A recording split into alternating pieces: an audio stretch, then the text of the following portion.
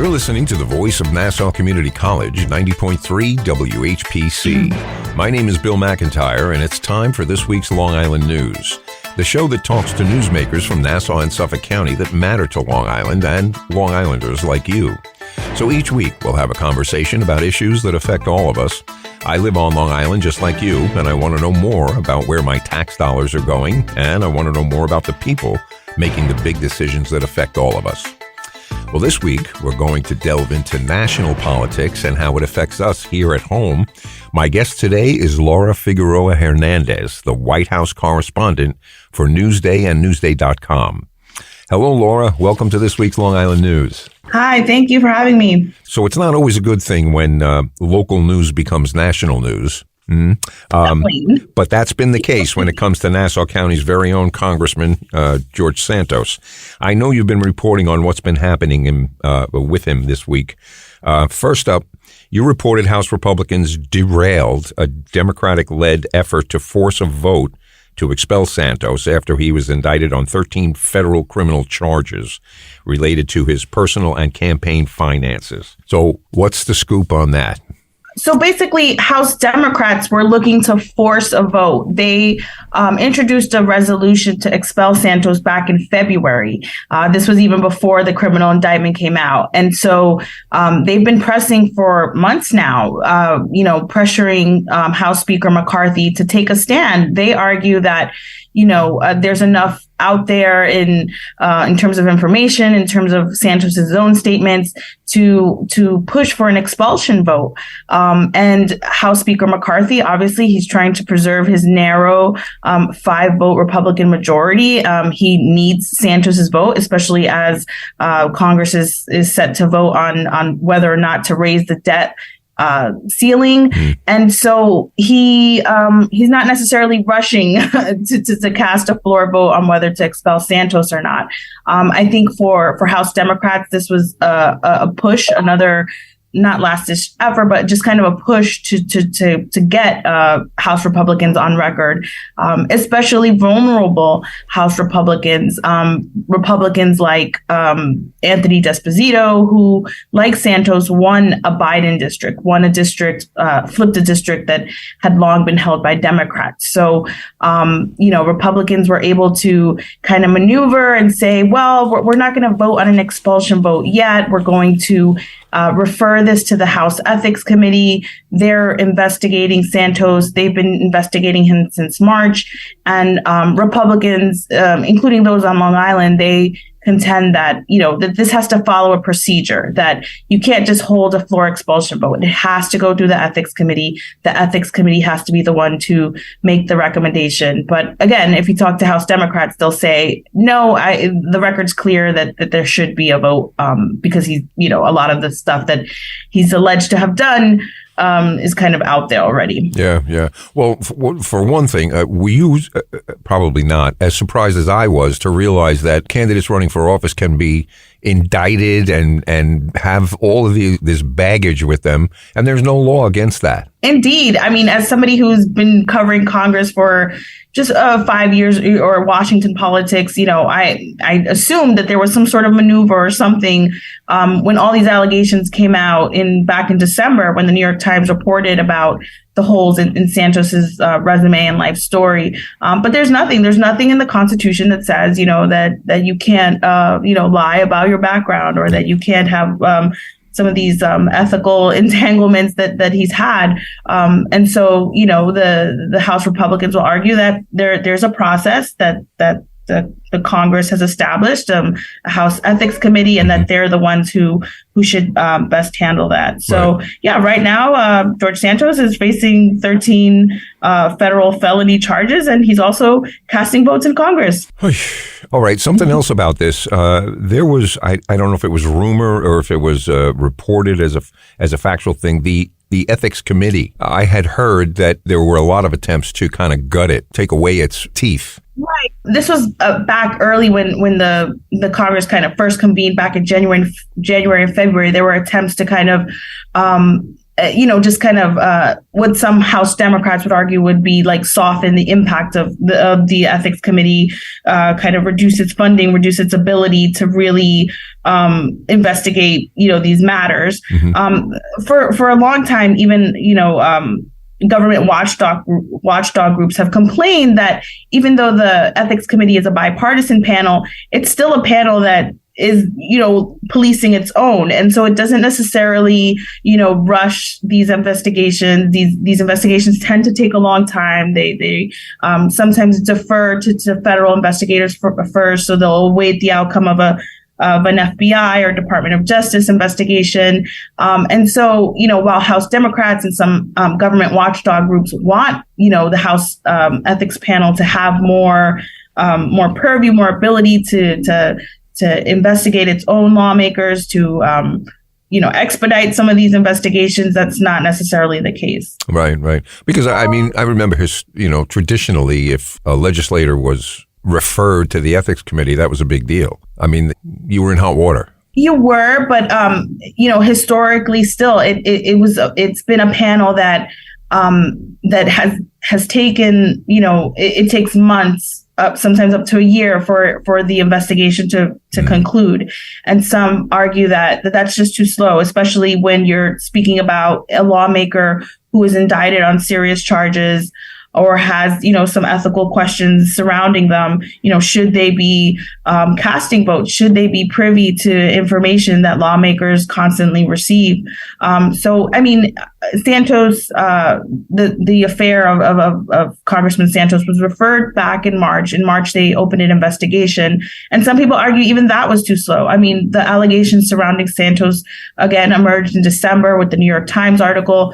It wasn't until March that the Ethics Committee announced that it was forming its own investigation. So right. I think, again, government watchdog groups would argue that more needs to be done and faster. Yeah. So, I mean, it's a possibility that Santos could be in jail for 2 years before the ethics committee ever comes up with the results of their investigation. Right. Well, and here's the thing, though. House Speaker McCarthy, he insists, he's been asked several times, not only this week, but in the past, about the time frame for this investigation.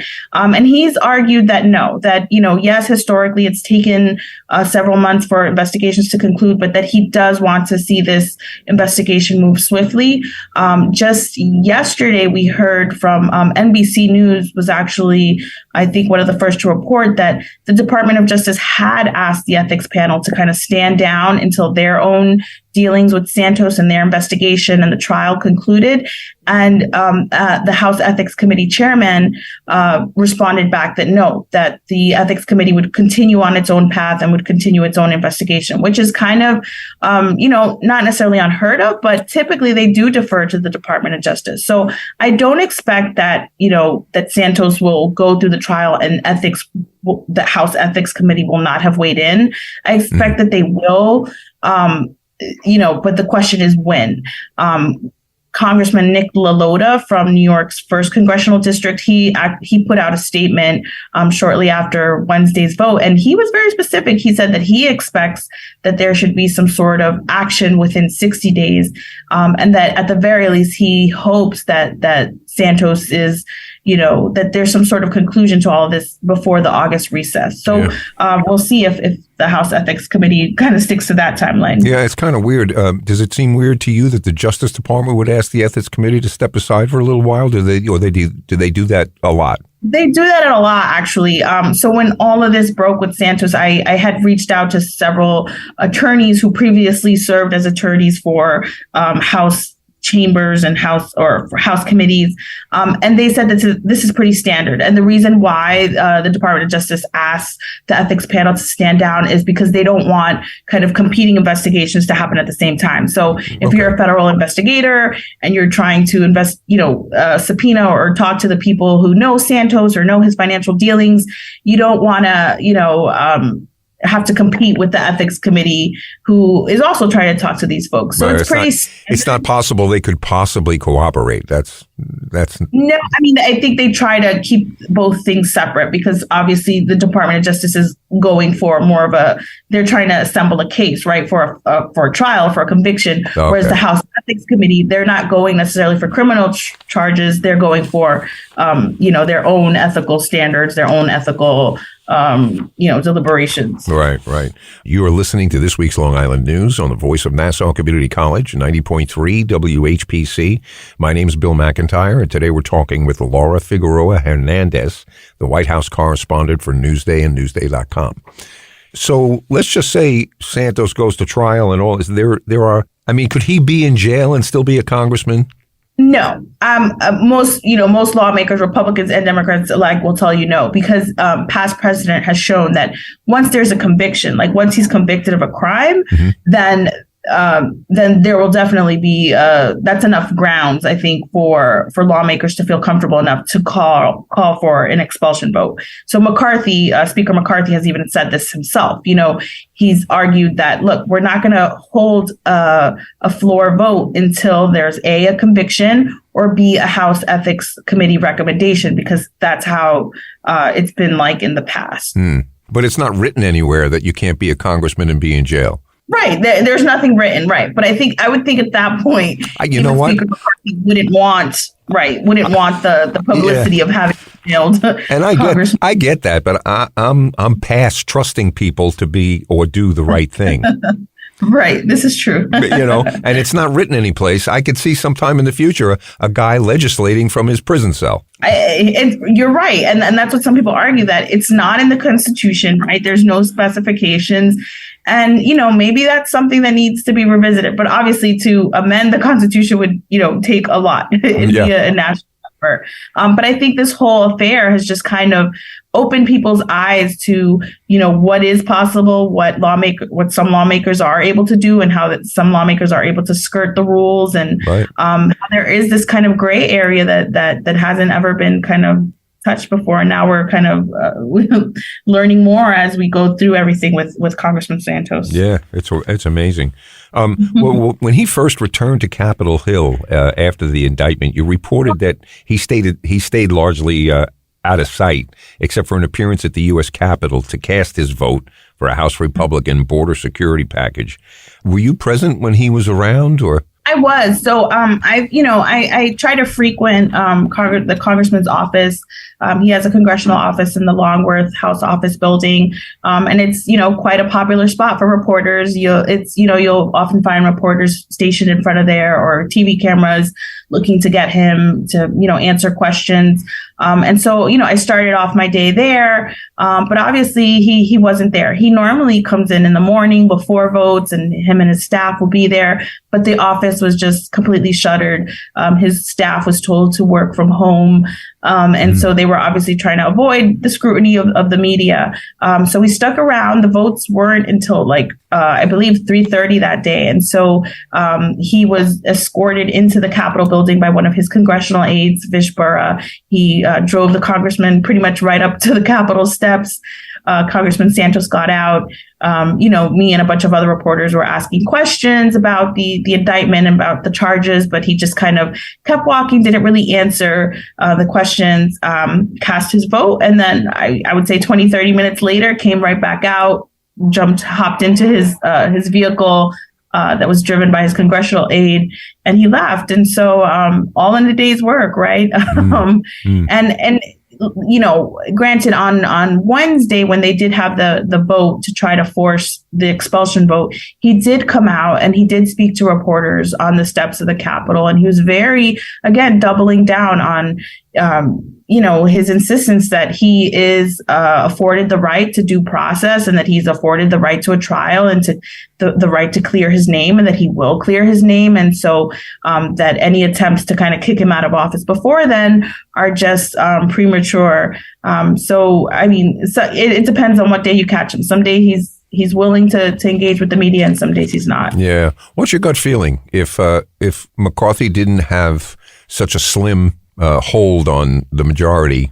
Do you think Republicans would have voted Santos out Well, just in informal conversations with other House Republicans, some from New York, my gut feeling is if there wasn't this slim majority that Santos wouldn't be there, because many of these congressional Republicans, particularly, they see him as like this weight on their caucus. They're tired of answering questions about George Santos.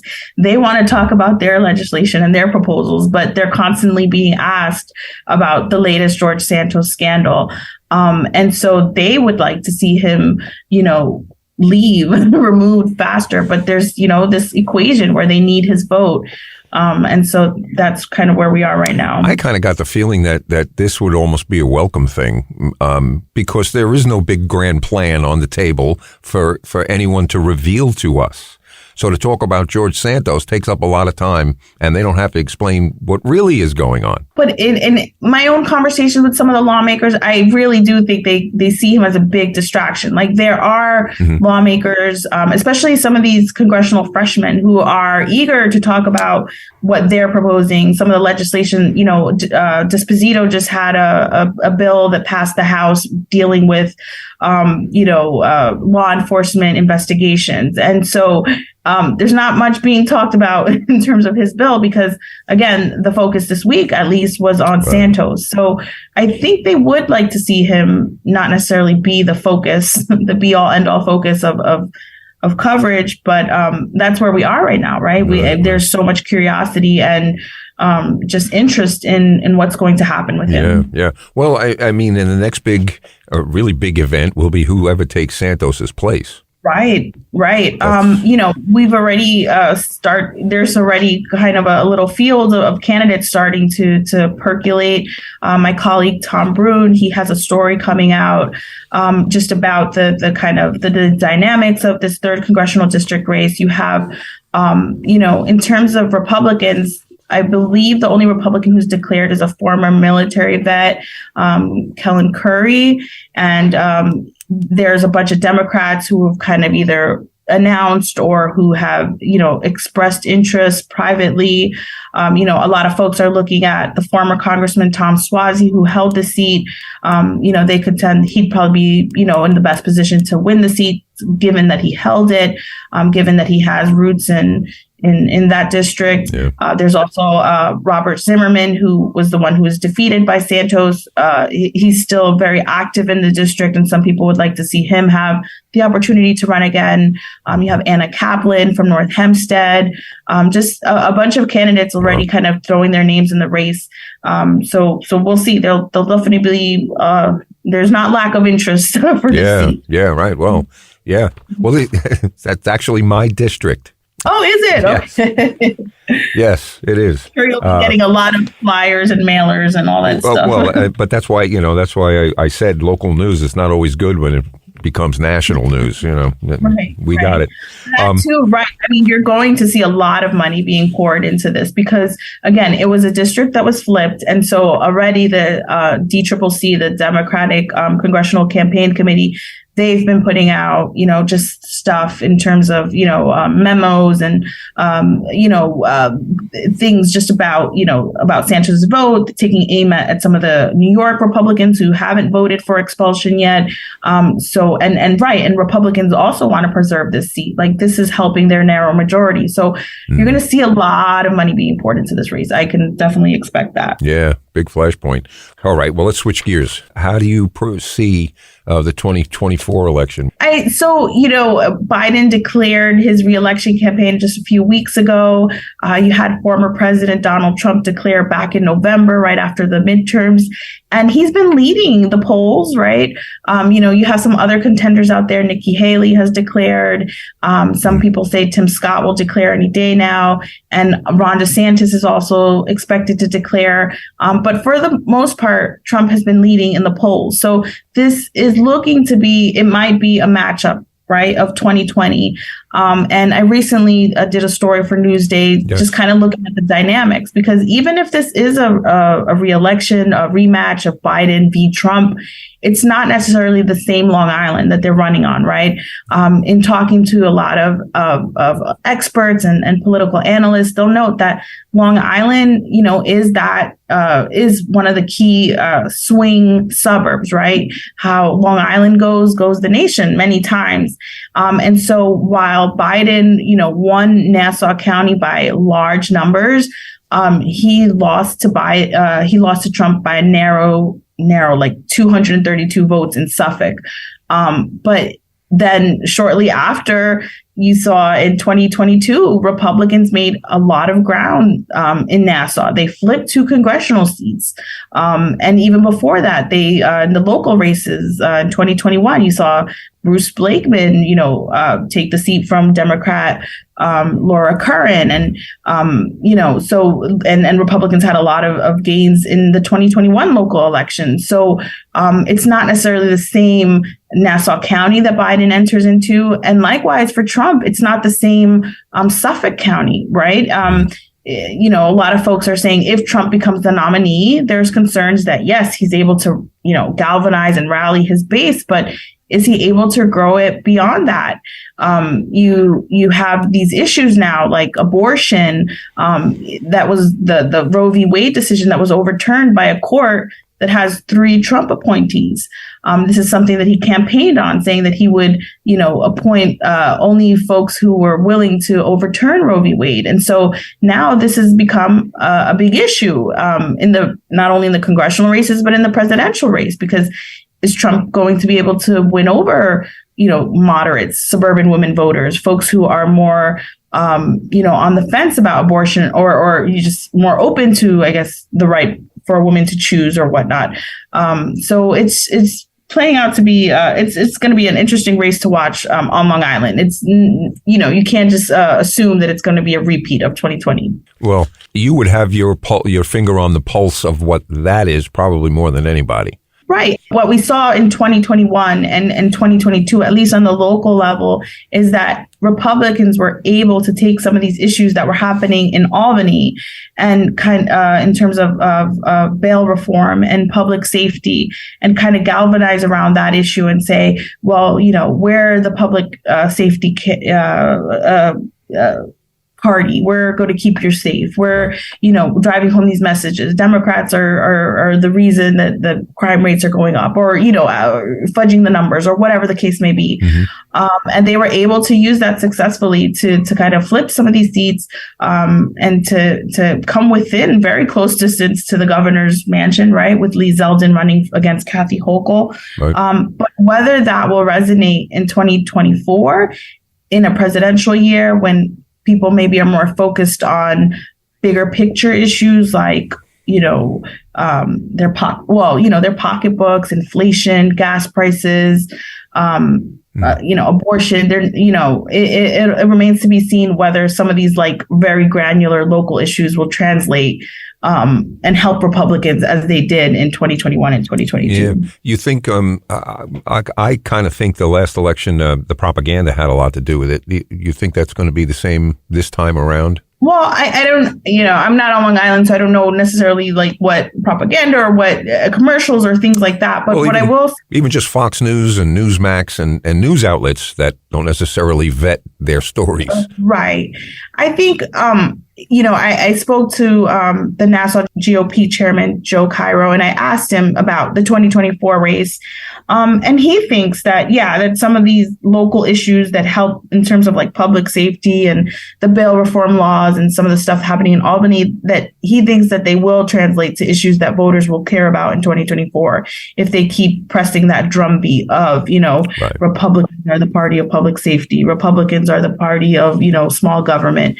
But again, it remains to be seen. And I think another thing besides, propaganda or besides, journalism that maybe isn't vetted or partisan journalism, if you call it that, partisan mm-hmm. talking points, right. There's also now this concern about like AI and artificial intelligence and how that's going to influence the 2024 race, right? You have now the ability to create images by just, saying, I want images of Joe Biden in a dystopian America. Right.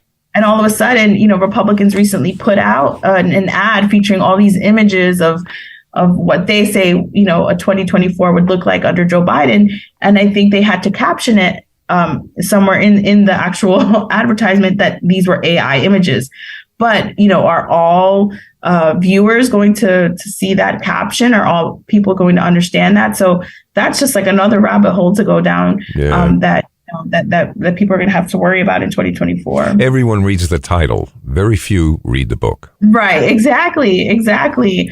So that's the concern. And, there was recently a hearing here on Capitol Hill where they interviewed one of the main guys behind one of the bigger AI companies, ChatGPT. And he even said, I think there needs to be more regulation around this because we're entering a wild, wild west in terms of 2024 and what this AI intelligence can do in terms of, thwarting the election. I mean, we saw in 2016 how Twitter and Facebook was kind of manipulated, all the allegations against Russia and its role in influencing the election by, creating these bots and fake social media accounts. So imagine now with like the ability to create artificial images and artificial, statements and documents, artificial voices. Yeah, we're entering a new realm here. Yeah. It's amazing. I mean, I don't think that your everyday mind, us are really up to the capabilities or having the knowledge of the capabilities of these things. They're going to be making movies 50 years from now with actors that you and I know. Right. I mean, I think that's the thing. There's still like this effort by a lot of like groups to educate the public on how to decipher what is manipulated media, right? What is not a fake, image of a news source or a fake photo or a fake social media account. There's not a lot, there's people who aren't able to decipher always what's, accurate or what's not. Even as a reporter, sometimes I get things and I have to like double check and, hey, is this, this even an organization that exists or so we'll see how this all plays out in 2024. And we owe you a thanks for doing that, that kind of thing. We get so much information that I don't think we have the time to figure out what's and in your role as a journalist, people read your stories, they begin to trust you, and then you become who they go to find out, is this thing really real? So that's a valuable service, and it's getting more valuable daily. Thank you. I mean, I appreciate that. But, obviously we're still also living in a time where people are more, I guess we're in a time where there are a lot more partisan outlets. And so that makes it more difficult for news outlets, traditional outlets like Newsday and your newspapers and and networks to kind of put this information out there, because a lot of times people don't necessarily want to take what you're presenting as, vetted information because they're so staked in their position and their talking point. Yeah. So it's a challenging time in the media right now as well. Well, division is the word of the day. To divide, everything's got to have. You got this side, there's got to be another side to it. Everything is divided. It's wild. My guest today has been Laura Figueroa Hernandez, the White House correspondent for Newsday and Newsday.com. And again, we want to thank you so much for taking the time to talk with us. And we look forward to your reporting on these national issues and how they affect us here on Long Island. But the clock on the wall says it's time for this week's Long Island News to get on out of here. I'm Bill McIntyre. Remember, you can listen to us by searching for this week's Long Island News wherever you listen to podcasts. And we're right here every Friday at 3 p.m. on the radio on the voice of Nassau Community College, 90.3 WHPC.